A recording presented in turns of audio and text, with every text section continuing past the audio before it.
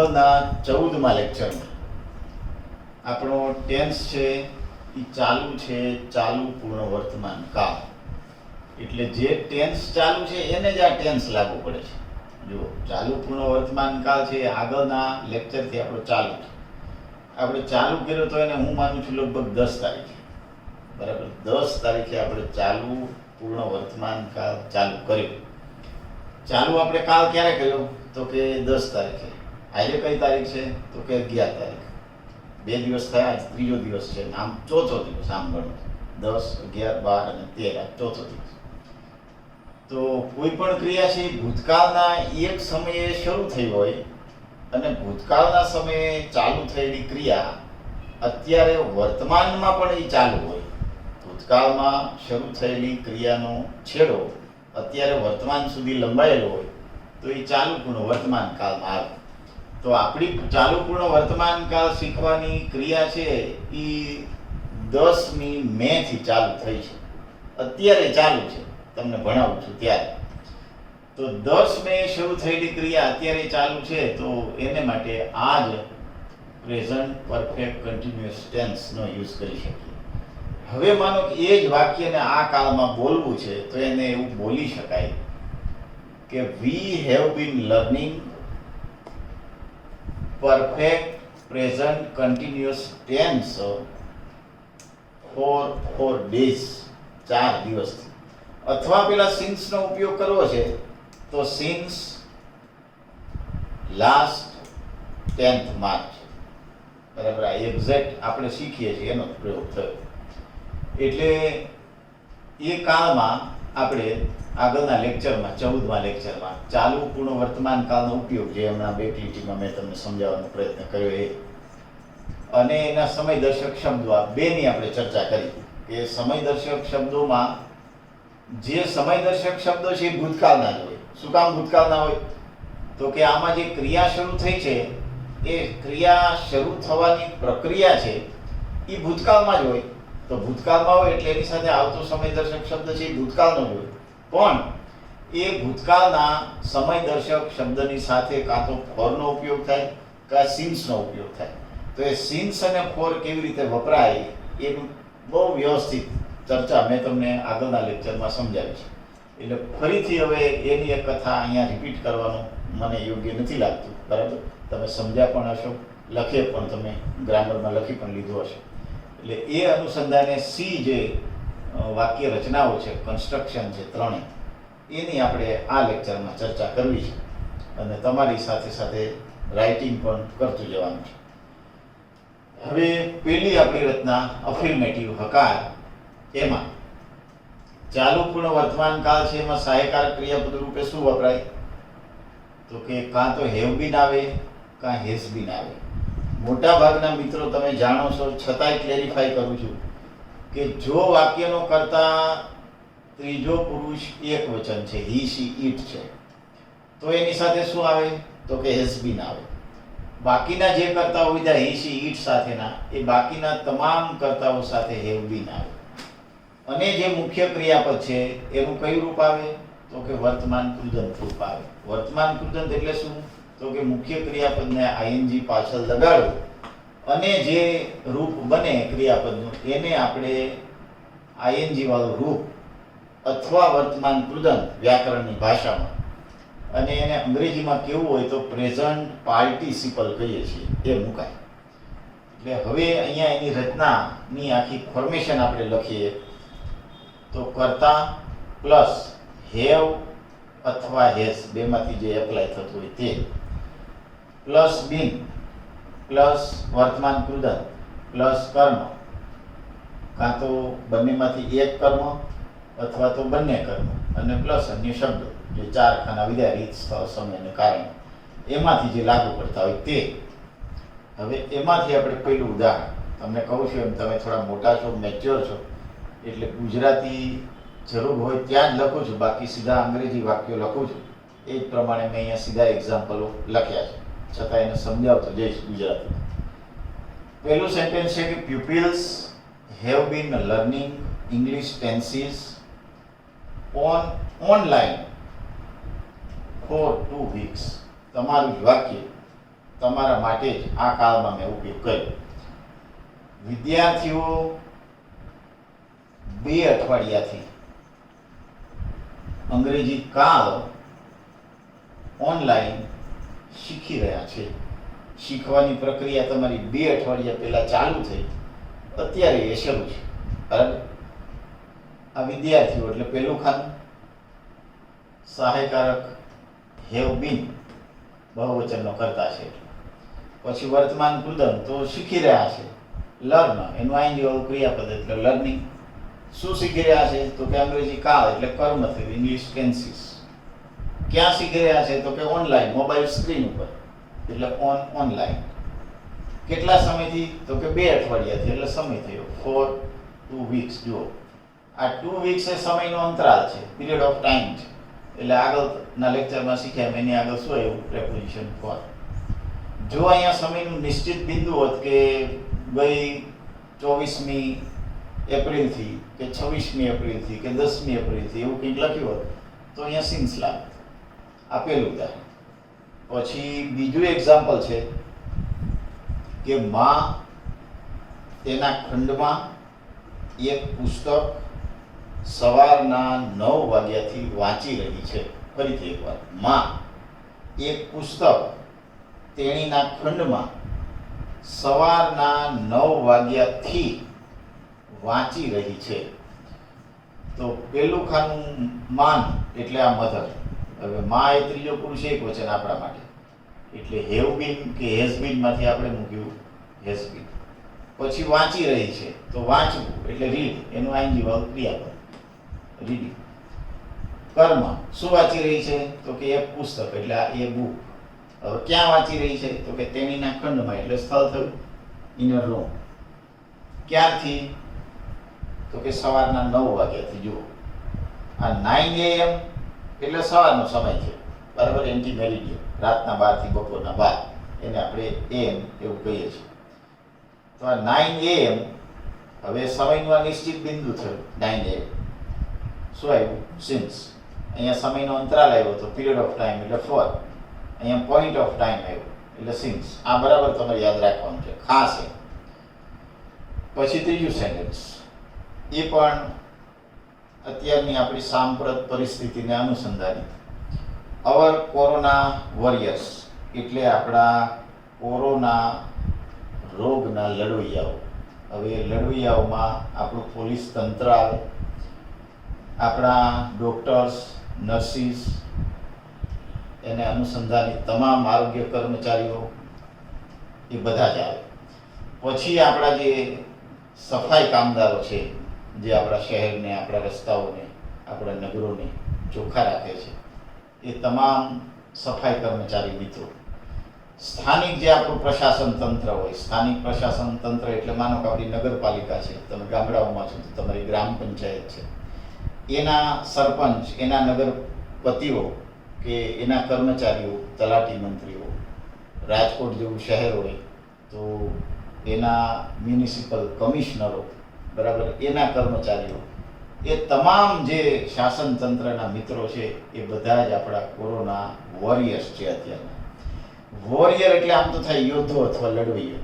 તો આ બધા પણ આપણા સમાજ માટે, આપણા માટે, આપણા દેશ માટે લડતા એ મિત્રો છે, એટલે એને કોરોના વોરિયર્સ એવું કહેવાય છે.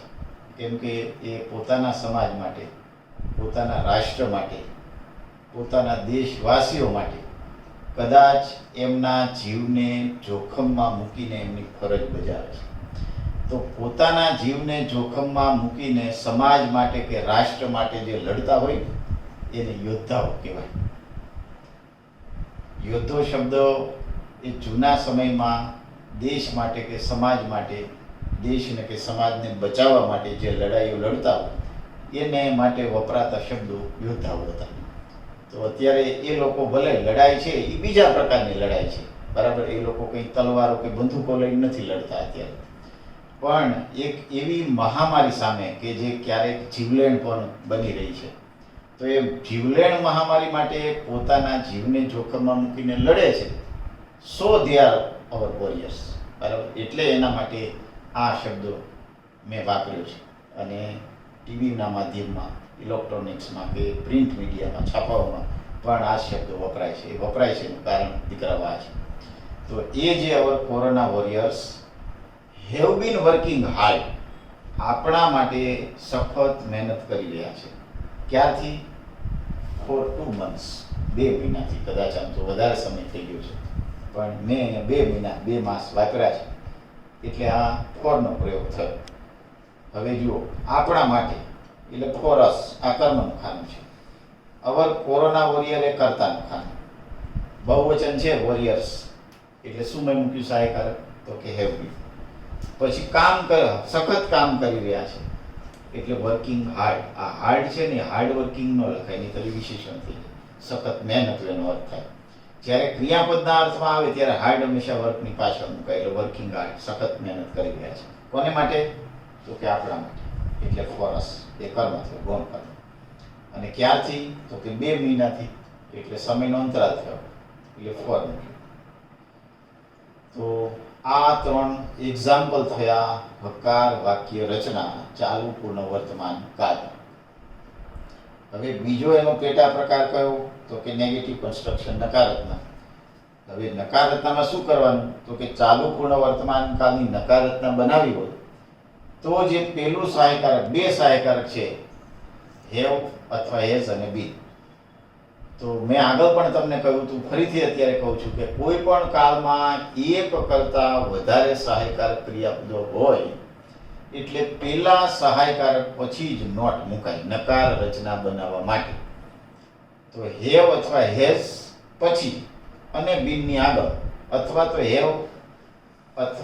હેવ અથવા હેઝ અને બીનની વચ્ચે નોટ મૂકો એટલે આપણી ચાલુ પૂર્ણ વર્તમાનની નકાર રચના બની જાય. હવે એની રચના કરતા હેવ અથવા હેઝ, આ પ્લસ નોટ પ્લસ બીન, આ નોટને ક્યારે અહીંયા ન મૂકી શકાય. હેવ હેઝ બીન વત્તા નોટ ને વત્તા વર્તમાન કૃદંત, એવી રચના નથી થાય. અને છતાંય પેપરોમાં ઘણીવાર આવી રચનાઓ નીકળે છે. It is a reality. એટલે આપણે એવી ભૂલ ન થાય, ન કરીએ એનું ધ્યાન રાખો. હેવ હેઝ, નોટ, બીન, વર્તમાન કૃદંત, કર્મ અને અન્ય શબ્દ. દાખલા તરીકે અહીંયા મેં ખાલી 1 અને 2 એવું લખી રાખ્યું છે, વાક્યો લખ્યા નથી. વાક્યો એટલા માટે નથી લખ્યા કે વાક્યો તમારી સામે છે જ, એને નકાર બનાવી અને તમારે 1 અને 2 અહીંયા મૂકી દેવાના છે. બરાબર? તો પેલું વાક્ય શું થાય? તમારે લખવાનું છે, ખાલી સાંભળવાનું નથી. જ્યારે પણ બુક લખો ત્યારે pupils have not been learning English tenses online for 2 weeks. આ પેલું નકાર થશે. બીજું નકાર તો કે mother has not been learning a book in a room since 9 AM. બહુ સરળ છે, એટલે 2 સફિશિયન્ટ થઈ જાય. કોઈ પણ વિદ્યાર્થી મિત્રને, ભાઈ બહેનને એવું લાગે કે આપણે 3 એક્ઝામ્પલ લખવા છે, તો અહીંયા નોટ મૂકો. Our corona warriors have not been working hard for us for 2 months. તો એ ત્રીજું નકાર થયું. બરાબર? પછી ત્રીજી હકાર વાક્ય રચનાનો ત્રીજો આપણો પેટા પ્રકાર ઇન્ટ્રોગેટિવ, પ્રશ્નાર્થ રચના. એ પણ સરળ છે. શું કરીશું? તો કે ચાલુ પૂર્ણ વર્તમાન કાળની પ્રશ્નાર્થ રચના બનાવી હોય તો જે હેવ કે હેઝ છે સહાયકારક, એને ક્યાં લઈ આવવાનું છે? તો કે કર્તાની આગળ. કર્તાની આગળ અને બીન અને વર્તમાન કૃદંત છે, આ બીન અને વર્તમાન કૃદંત, એને કર્તાની પાછળ મૂકો. વાક્યને અંતે પ્રશ્નાર્થ ચિહ્ન ઉમેરો એટલે ચાલુ પૂર્ણ વર્તમાન કાળની પ્રશ્નાર્થ રચના થાય. એને ગોઠવીએ આપણે. તો તમારે લખવાની છે આ રીતે. પહેલા હેવ અથવા હેઝ મૂકો, હેવ ઓબ્લિક હેઝ, પ્લસ કર્તા, પ્લસ બીન, પ્લસ વર્તમાન કૃદંત, પ્લસ કર્મ, પ્લસ અન્ય શબ્દ અને પ્લસ ક્વેશ્ચન માર્ક. આ તમારી વાક્ય રચના થઈ. આ જે તમે નોંધ લખી હશે એની નીચે તમારે લખવાની છે. બરાબર? મેં લખી નથી, હું બોલ્યો, તમારે લખતી જવાની છે. હવે એની નીચે આ 3માંથી ફરીથી 2 એક્ઝામ્પલને તમારે દાખલા તરીકે ફેરવવાના છે. પહેલું example, have pupils been learning કંઈ કરવાનું નથી, માત્ર હેવને કરતાની આગળ જઈ આવવાનું છે. Have peoples been learning English tenses online for 2 weeks question mark બોલતા. પછી સેકન્ડ સેન્ટેન્સ છે હેઝ મધર, પણ હેઝ વાક્યની આગળ આવે એટલે એચ કેપિટલ થઈ જ જવો જોઈએ. આટલી અન્ડરસ્ટેન્ડિંગ હવે તમારા લેવલે હોવી જોઈએ. Has mother been reading a book in a room since 9 AM question mark. ત્રીજું લખવું છે તો have our corona warriors been working hard for us for 2 months. શું આપણા કોરોનાના યોદ્ધાઓ 2 મહિનાથી આપણા માટે સખત મહેનત કરી રહ્યા છે. આ ત્રીજી રચનાના એક્ઝામ્પલો થાય. એટલે ચાલુ પૂર્ણ વર્તમાન કાળ આખો અહીંયા એનો ઉપયોગ, એના સમયદર્શક શબ્દો, સમયદર્શક શબ્દોમાં વપરાતા સિન્સ અને ફોર પ્રેપોઝિશનો, અને એની પછી એની વાક્ય રચનાઓ એક્ઝેક્ટ વ્યવસ્થિત પૂરું થયું. હવે છેલ્લું જે વધ્યું એ સ્વાધ્યાય. તો એ સ્વાધ્યાયની વાક્યો અહીંયા લખું છું. તમારે સરસ રીતે એને વ્યવસ્થિત બનાવીને બુકમાં લખવાની છે. ક્યાંય પણ વાક્યમાં તકલીફ થાય, તમને કયા કરું છું એમ મને તમે રિંગ કરી શકો છો દીકરા. એટલે સ્વાધ્યાય અથવા એક્સરસાઇઝ લખો 10, એની સૂચના લખો. નીચે આપેલા ચાલુ પૂર્ણ વર્તમાન કાળના ગુજરાતી વાક્યોને અંગ્રેજીની 3 રચનાઓમાં બદલો. એક્સરસાઇઝ 10 થશે આપણી. એનું પેલું વાક્ય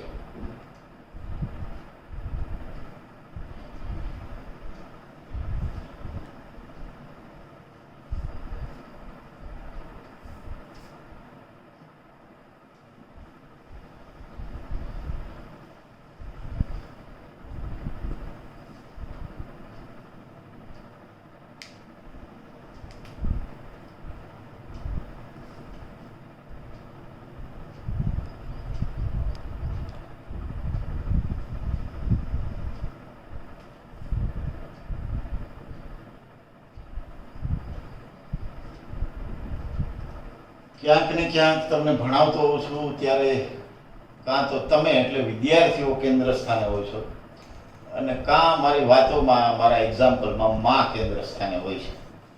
એટલે અહીંયા તમે કેન્દ્ર સ્થાને છો. તમારા બધાના મા બાપ છે એ તમને ભણાવવા માટે ક્યાંક ને ક્યાંક ખેતરોમાં, મજૂરીમાં, નોકરીમાં પોતાના ખર્ચાઓ ઉપર કાપ મૂકી અને તમને ભણાવવા માટે, જેને આપણે કહીએ ને કે પેટે પાટા બાંધીને મહેનત કરતા હશે. તો એ જે શબ્દ પ્રયોગ થયો પેટે પાટા બાંધીને, મહેરબાની કરીને you are not now a little child. તમે નાનકડા બાળકો નથી, બધું સમજો છો. તો એ તમારા મા બાપની લાગણીઓ લેખે લાગે, એમની મહેનત લેખે લાગે, એવી ક્યાંક ને ક્યાંક મહેનત કરીને એને બદલો આપજો. બરાબર? આપણે ખાસ ધ્યાન રાખજો. પછી જરૂરી જગ્યા છોડો. સેકન્ડ સેન્ટેન્સ લખો.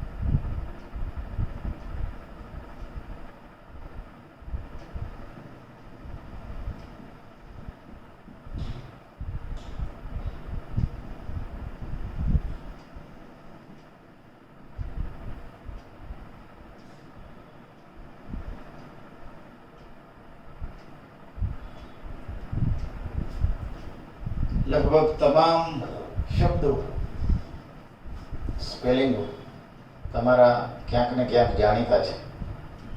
અને કે શાલ શબ્દ છે તો એને માટે અંગ્રેજીમાં શોલ વપરાય છે, SHAWL શોલ. બરાબર, ગૂંથવું એટલે નીટ થાય કે NIT. પછી પાલન કરવું એટલે ફોલો થાય.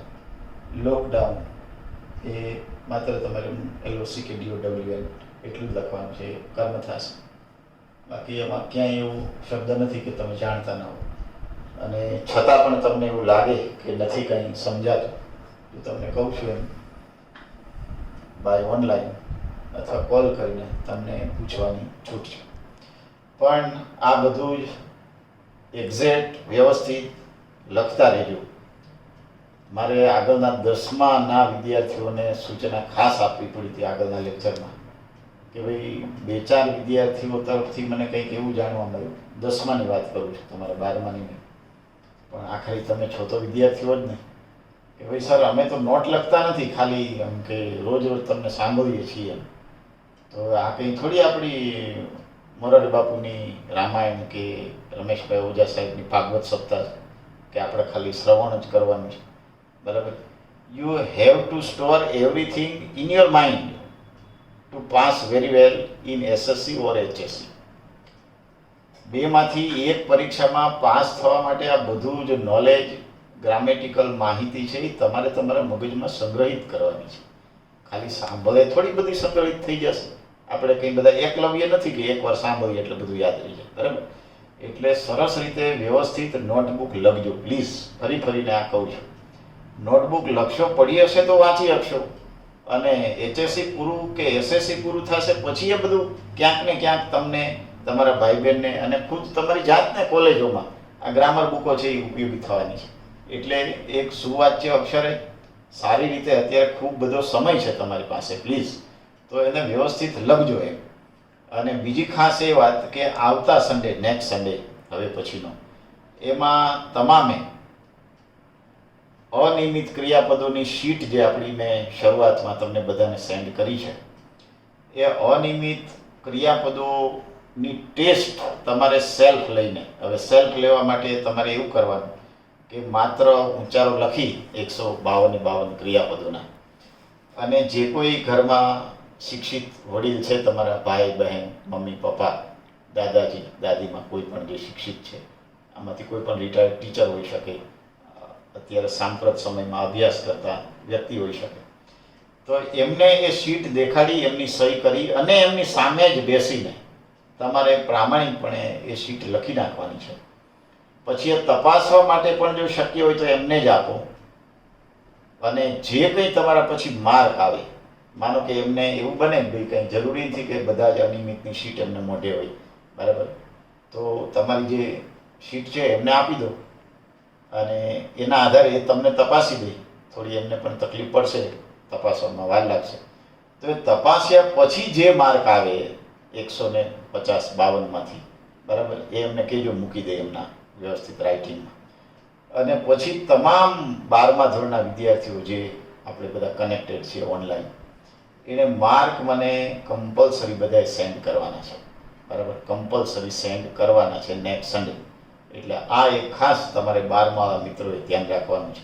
તો અને તો જ એ બધું તમે કામ કરશો તો મારે જે તમારી પાસેથી કામ લેવું છે, જે રીતે તમને ભણાવીને આગળ મોકલવા છે, તૈયાર કરવા છે, એ આપણે કરી શકીશું. એટલે એ પૂરું થાય ત્યાં ટેન્સ પૂરા થશે. એટલે પછી આપણે ટેન્સની પાછી એક ટેસ્ટ તૈયાર કરીને હું તમને સેન્ડ કરીશ. અને એ તમારે બધાએ શક્ય હોય તો એની પ્રિન્ટ કઢાવી લેજો, કેમ કે ઝેરોક્સની દુકાનો લગભગ બધે ખુલ્લી હોય છે. તમે ગામડામાં રહો છો તો જે કોઈ મોટા ભાઈ, મમ્મી પપ્પા આવતા હોય જ્યારે તાલુકા મથકે કે મોટા ગામમાં, ત્યારે એ પ્રિન્ટ કઢાવી લેવાની. અને પછી ફરીથી જેમ મેં કહ્યું એમ તમારે કોઈ પણ એક આવા શિક્ષિત વડીલની હાજરીમાં એ ટેસ્ટ લખવાની રહેશે. અને એની આન્સર શીટ પાછી હું સેન્ડ કરીશ, ટેસ્ટ તમે આપી દો એટલે, બરાબર. અને આન્સર શીટના આધારે ફરીથી પાછા પેલા વડીલને કહેજો કે તમને ચેક કરી દે. એટલે એક્ઝેક્ટ તમારા કેટલા માર્ક આવે છે ટેન્સમાં એ આપણને ખબર પડી જશે. એટલે ફિઝિકલી તો રૂબરૂ આપણે નથી, હું તમને આમ આપણે જેમ ચકાસતા વર્ગખંડોમાં એમ ચકાસી કે લઈ શકું એમ, પણ આવી રીતે પણ તમારું બગડે નહીં સરસ રીતે કામ કરી શકે એવી મહેનત તમારે, મારે અને તમારા વડીલોએ સૌએ કરતા રહેવાની છે, જેથી તમારું 12મું ધોરણ કે 10મું ધોરણ બગડે નહીં. એટલે મારી કરતાં હું માનું છું કે તમારી દીકરાઓ ધ્યાન રાખવાનું છે. એટલે તમારી જાતનું ભણવાની બાબતમાં અને અત્યારનો જે માહોલ છે એની બાબતમાં ધ્યાન રાખશો એવી અપેક્ષા સાથે આ લેક્ચરને પૂરો કરું છું. ફરીથી 16મા લેક્ચરમાં નવા એક ટેન્સ સાથે મળીશું. ત્યાં સુધી આવજો બેટા.